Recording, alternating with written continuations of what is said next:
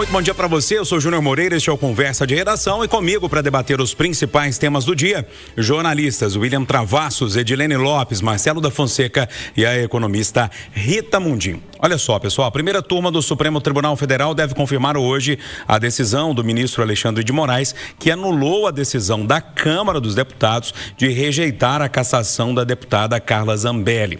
Basicamente, o ministro disse que não valeu o que os deputados decidiram, né? A decisão sobre Carla Zambelli, que está presa na Itália, pode abrir, lógico, uma nova crise entre Câmara e Supremo. Segundo Alexandre de Moraes, a perda de mandato da parlamentar está prevista na Constituição e não caberia aos deputados decidirem sobre o tema, apenas confirmá-lo. A perda de mandato de Zambelli havia sido decidida pela primeira turma do STF e comunicada à Câmara ainda em junho. Em resposta, a oposição ao governo vai tentar votar uma PEC que restringe decisões monocráticas de ministros. Vou começar com a Edilene Lopes, ela está em Brasília, perto do poder lá. Edilene, a gente pode falar que abriu uma nova crise mesmo? Bom dia para você. Bom dia, Júnior. Bom dia aos amigos debatedores, aos ouvintes da Itatiaia. É mais um capítulo dessa crise, né? Essa resposta da oposição, inclusive, foi apurada por nós ontem à noite. Os parlamentares da base do ex-presidente Jair Bolsonaro procuraram o presidente da Câmara, Hugo Mota, e pediram a votação imediata dessa PEC que restringe as decisões monocráticas, ou seja, tomadas individualmente por ministros do Supremo Tribunal Federal, em resposta a essa decisão do ministro Alexandre de Moraes. Agora, a gente tem que pensar que esse não é o único caso sobre o qual a oposição se debruça. Depois do caso de Carla Zambelli, vem aí o de Alexandre Ramagem, também deputado federal e condenado junto com o ex-presidente Jair Bolsonaro na trama ou no processo sobre tentativa de golpe. Então, é um caso muito parecido em termos de rito com o de Carla Zambelli. O que vai fazer o Hugo Mota? Vai ceder à pressão da oposição e vai colocar para votação em plenário, que foi o que aconteceu, ou vai tomar a decisão orientada pelo Supremo Tribunal Federal, que é a mesa referendal que decidiu o STF. Então, tem uma próxima etapa dessa briga aí, em um capítulo muito similar a esse que nós vimos ontem. Então, a resposta que nós teremos daqui a 48 horas também vai ditar mais ou menos o que acontece dentro da Câmara, porque essa pode virar uma crise ou intensificar uma crise que já existe entre o presidente da Casa, Hugo Mota, e a liderança da oposição, ou seja, da base do ex-presidente Jair Bolsonaro. Se ele não coloca para votação em plenário, caça briga com seus próprios pares. Júnior. Ô Marcelo, a decisão coloca o presidente da Câmara, Hugo Mota, numa encruzilhada. Por exemplo, de um lado, a determinação do STF. 48 horas para cumprir e nomear o substituto como deputado, né? E do outro, a manifestação do plenário, ou seja, dos pares ali, com certeza algum acordo nos bastidores aconteceu pela manutenção do mandato da deputada. A situação dele não tá fácil, não. Se correr o bicho pega, se ficar o bicho come, né? Bom dia, Júnior, bom dia, amigos Conversa, bom dia a todos os ouvintes. Ô, Júnior, ontem a gente defendeu muito aqui a cassação da Carla Zambelli, né? Nós falamos aqui o tanto que é absurdo, né? Os atos que ela, alguns atos que ela se envolveu, o fato de andar armada, a tentativa de invasão do CNJ, tudo muito grave. Agora, também é muito grave a gente ver como que o judiciário, né, tá virando um campo de batalha, né, tá virando um órgão para ser um campo de batalha contra o legislativo. E aí, quando a gente vai discutir se deveria ou não, se o Alexandre de Moraes deveria ou não determinar a cassação dela, eu acho que a gente tem que ir na Constituição. E a Constituição é ambígua, né? Eu vou ler um trechinho aqui só para a gente entender o tanto que é confuso. Artigo 55. Perderá o mandato o deputado ou senador que infringir qualquer das proibições estabelecidas no artigo, cujo procedimento for declarado incompatível com o decoro, que perder ou tiver suspensos os direitos políticos. Agora o inciso 6, que sofrer condenação criminal em sentença transitada em julgado. Esse artigo 6 é muito claro.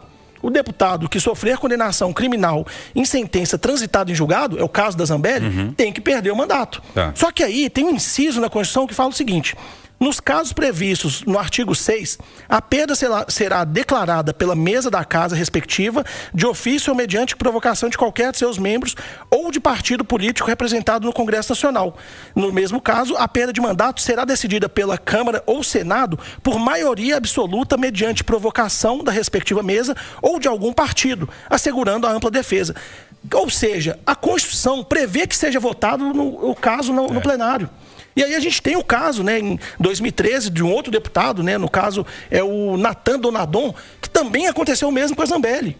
e a Câmara não cassou o deputado dele. Naquela época não teve nenhum ministro do Supremo que foi lá e determinou que em 48 horas ele fosse cassado. Que ano que foi isso? 2013, 29 de agosto de 2013.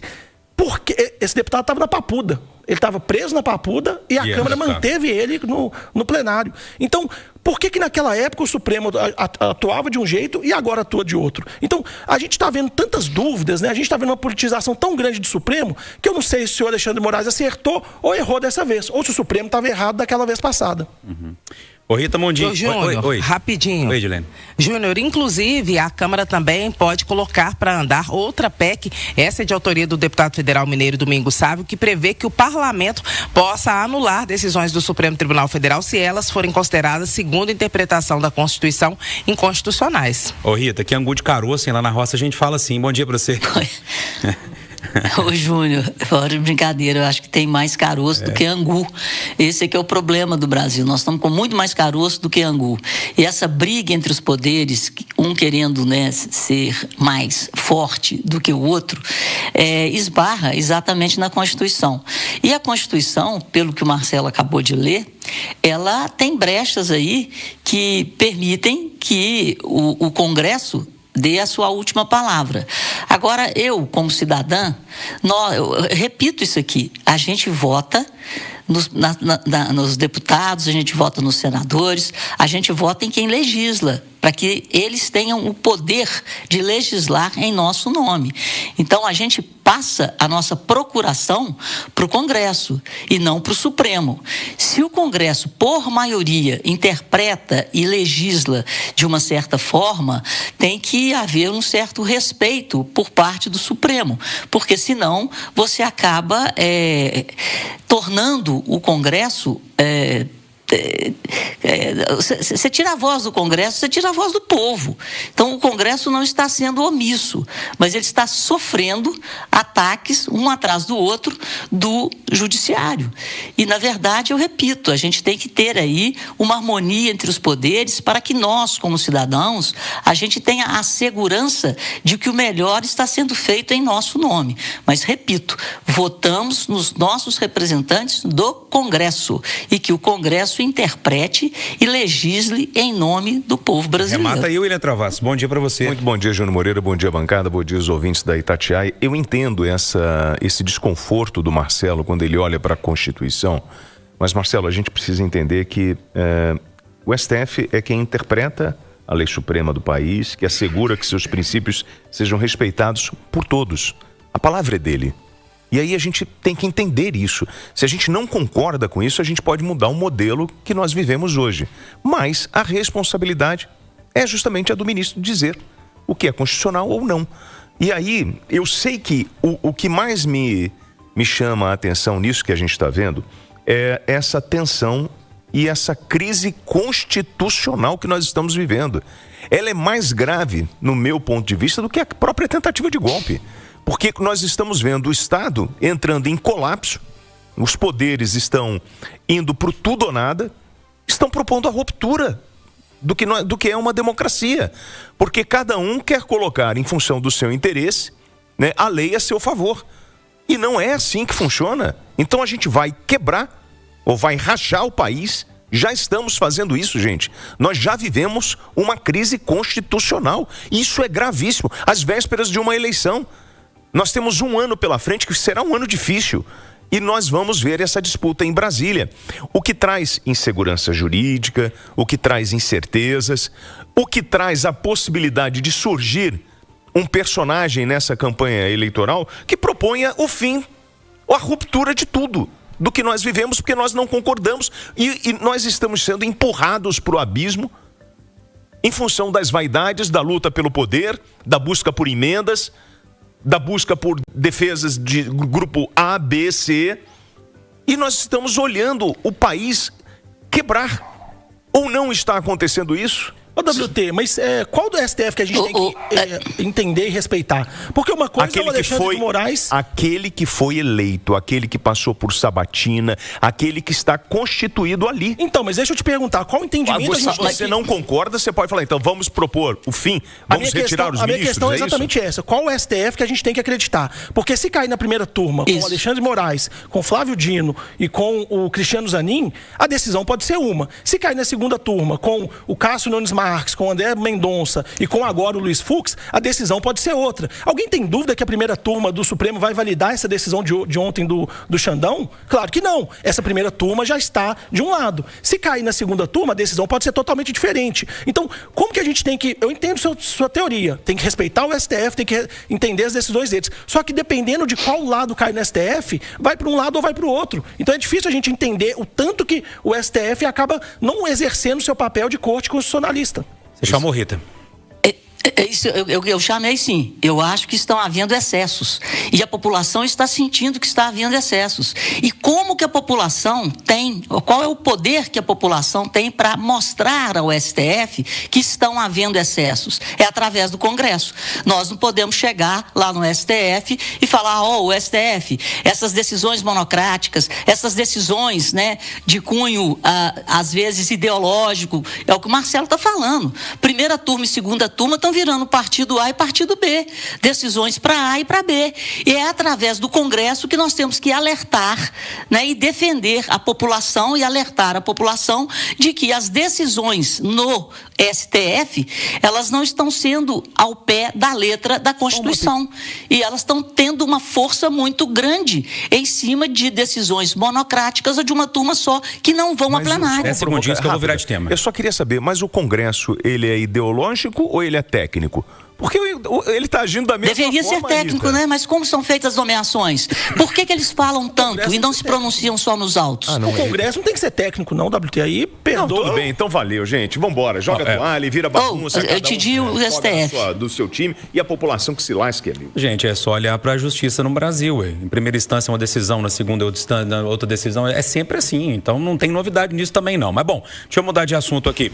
Ô, Júnior, eu repito, o problema está no critério de nomeação do STF. O STF está se tornando ideológico e não técnico. E ele tinha que ser absolutamente técnico na interpretação da Constituição. O problema todo, Rita, é porque quando afeta um lado reclama, o outro acha, bate palma, e aí acho que tem um problema um pouco maior. Mas vamos lá. A Motiva, a antiga CCR, vence o leilão da Fernão Dias e assume a concessão até 2040. 3 grupos participaram da disputa pela administração da rodovia que liga São Paulo a Belo Horizonte. O novo contrato prevê investimento de quase 15 bilhões para modernizar a rodovia. O consórcio ofereceu um desconto de pedágio de 17%. Segundo o ministro dos Transportes, a tarifa ao usuário ficará em R$ 3,60 no primeiro ano, sendo que hoje o valor é de R$ 3. No entanto, o jornalista Marcelo da Fonseca é um bicho chato. Eu fui lá ler o edital. Não tem nada falando de primeiro ano com esse valor. O que fala no edital é o seguinte, eu fiz as contas e quero dividir com os ouvintes da Itatiaia. O governo estipulou um preço de 11 centavos por quilômetro rodado. A Fernão Dias tem 569 quilômetros, então me acompanhe. Multiplicando os quilômetros da rodovia, 569 por 11 centavos, dá um valor total de mais ou menos R$ 65 para arredondar. Isso é dividido por 8 praças de pedágio, que dá R$ 8 cada pedágio. Como a Motiva deu um desconto de 17%, chegamos a um valor de mais ou menos R$ 6,70. O dobro, mais do que o dobro do que hoje os R$ 3. E eu não sei de onde que o ministro tirou esse dado, não sei se tem um combinado por fora com a Motiva, que vai ser de R$ 3,60 o ano que vem. Ô, Júnior, eu tenho que acreditar mais em você do que no ministro, viu? Porque o ministro Renan Filho, ministro dos Transportes, ele já cansou de falar mentira pra gente. Aqui no microfone da Itatiaia, entrevista pra Edilene, né? Eu recebi uma informação em junho, que é a obra da 381 aqui no trecho BH-Caeté, né? Informação inclusive interna do DENIT. Não ia começar esse ano, né? A empresa ainda tinha que elaborar projeto, ainda tinha problema com a desapropriação. O ministro veio cá e falou que não, garantiu. Ele falou que era um compromisso dele e do governo Lula, né, e do presidente Lula, começar a obra em 2025. E aí passou um tempo, depois, né, os órgãos foram e falaram que agora vai ficar para fevereiro do ano que vem. Então, o ministro ele fala algumas mentiras que são facilmente buscadas no Google, que a gente consegue desmentir. Ontem ele falou, né, e aí ele fez uma crítica ao governo Zema, falando que os pedágios que o governo Zema faz são sempre mais caros do que o pedágio que o governo Lula faz. Quando a gente vai comparar, né, quando ele anunciou esse 3,60, os pedágios federais, tem pedágio de 12,60, tem pedágio de 15,50 na 381, tem pedágio de 12,70, os preços são muito parecidos. Então, eu acho que o Renan Filho, quando ele leva muito o lado político, ele perde um pouco o lado técnico dele. Tomara, Júnior, que ele esteja falando a verdade dessa vez. Que seja 3,60, né? Que o valor seja um valor menor. Porque senão, realmente, o pedágio vai ficar muito caro na 381, que foi uma obra duplicada com gasto público, o trecho até São Paulo. Ô Rita, a conta que eu fiz, qualquer um pode fazer, tá? É só ir lá no edital. Não, Júnior, eu fico com a sua conta, viu? Politizar até a concessão. Então, a campanha política, o Zema é candidato, o Lula também, e o ministro é do Lula, né? Então, ele estava puxando para a sardinha dele. Eu fico com a sua conta. Então, eu acredito que o pedágio vai, pelo menos, dobrar. Você sabe de algum acordo nos bastidores, Edilene, que pode mudar essa conta que está lá no edital? Nada a princípio que possa mudar essa conta que está no edital, viu, Júnior? Aliás, parabéns pela iniciativa, porque isso é uma parte importante do nosso trabalho. Você se antecipou e colocou uma informação que daqui a pouco nós vamos usar para confrontar, inclusive o próprio ministro Renan Filho, na próxima oportunidade que tivermos de falar com ele. Eu, inclusive, sobre esse assunto, vou mandar uma mensagem para ele daqui a pouco e nós vamos fazer o tira-tema dessa história. Agora, em relação às concessões e pedágios, tem um problema que é muito grave. Normalmente, o pedágio começa alto, há uma promessa de melhorias na via e são aquelas melhorias irrisórias. Começa a cobrar logo no início. Agora, e as melhorias começam quando? Ou seja, a gente começa a pagar para poder financiar uma mudança e a mudança demora a vir? Essa é uma grande preocupação, porque se a gente pagasse, como ocorre em outros países, um pedágio que fosse considerável, um pouco mais caro, tivesse segurança na via e as garantias de mudanças de imediato, isso poderia pelo menos ser justificável. O pior é que quando cobra caro, começa a cobrar no início e nada de melhorias. Isso, Júnior, eu considero gravíssimo. Preço, se for 6,70, ele da minha conta, é abaixo do que o Marcelo citou aí, mas é o dobro do que é hoje. E aí ele anuncia os 3,60 e a gente vai comemorar, ministro, o último aumento foi de 2,90 para 3, não foi isso? Em 2024. O senhor está enfiando a goela abaixo, 60 centavos, o senhor está aumentando isso. E não acho que é uma coisa para a gente comemorar, não. Em função de tudo que nós já falamos aqui sobre a qualidade dessa rodovia, o investimento que o Estado fez e entregou ela pronta.